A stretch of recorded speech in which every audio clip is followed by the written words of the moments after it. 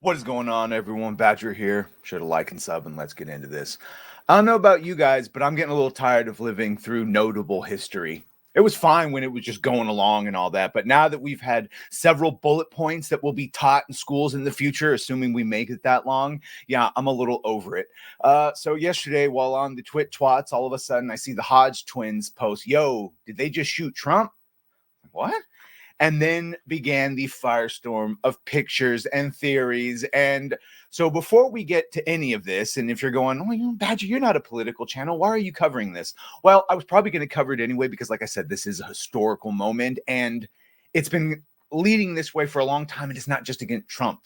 Lies have been repeated about half this country so much and for so many different reasons that the other half thinks that we're all demons that deserve what happened yesterday. So let's go. But if you want a reason for it, here, Alyssa Mercanti said something, and so now we can talk about it, okay? Kotaku senior editor Alyssa Mercanti mocks attempted assassination of President Donald Trump. So there you go. There's my in for talking about this very important thing if you don't like politics. Fucking next president was almost assassinated. So, and of course, they're making the jokes, and that's going to go to a long way that a lot of people are making the jokes. Shockingly, I didn't see anyone making jokes about Biden dying or anything like that. They just wanted Biden to not be an old man puppeted around and used. But for Trump, apparently, no. Everyone's very happy on their side to make all the worst, most horrible jokes possible about them and the other people, because unlike January 6th, of the one officer who died of an aneurysm, people actually died here of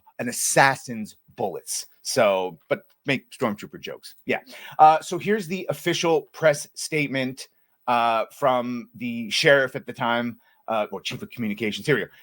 During former President Trump's campaign rally in Butler, Pennsylvania, on the evening of July 13th at approximately 6:15 p.m., a suspected shooter fired multiple shots towards the stage from an elevated position outside of the rally venue. U.S. Secret Service personnel neutralized the shooter, who is now deceased. U.S. Secret Service quickly responded with protective measures, and the former president is safe and being evaluated.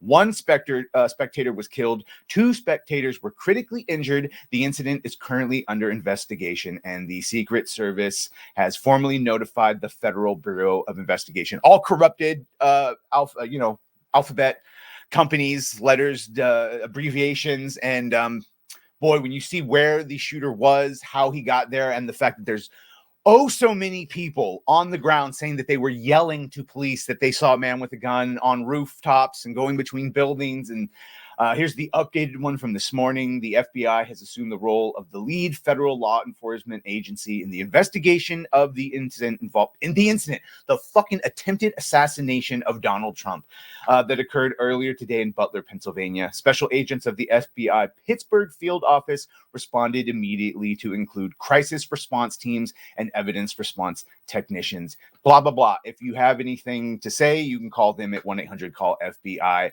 You see the Hodge twins posted this. That glass roof is where the assassin climbed up. These is between these buildings where everyone was saying they saw him go and up on those roofs. And then, of course, that was that shot. By the grace of the gods or whatever you want, Trump turned his head the last second, went through his ear, but shot some poor dude behind him in the head.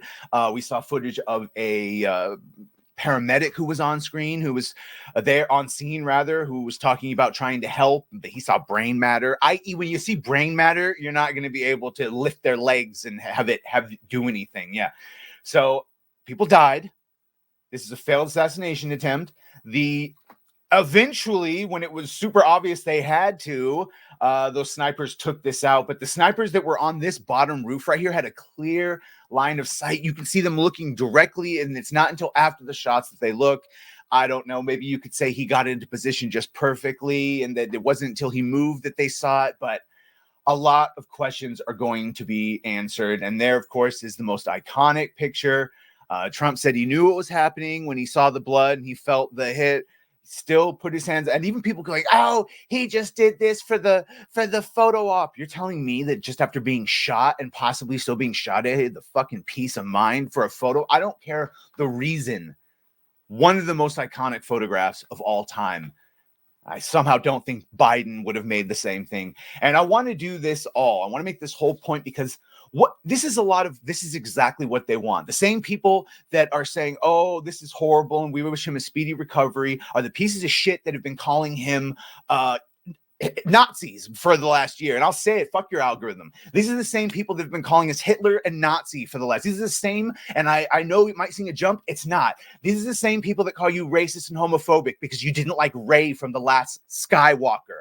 Yes, it is literally what we've been talking about with Gina Carano. It's the fuckheads like Mark Ruffalo and Pedro Pascal who call half of the goddamn country Nazis and then get shocked when some piece of shit with a rifle acts like what they said is true and treats us like what they've been calling us for a year. So, all these people, if you really think we are as of this, well, then guess what?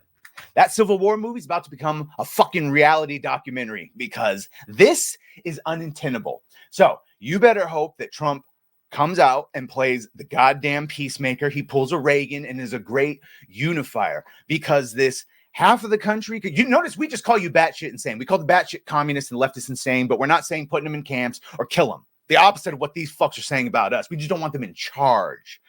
They are actually advocating and do violence, and that is Antifa, and that is that weird ass, violent, communist, leftist, modern leftist thinking. And it's been going on for a long time. Many a Trump supporter has been outright executed in streets like in California and other cities throughout the past couple of years. So no, enough.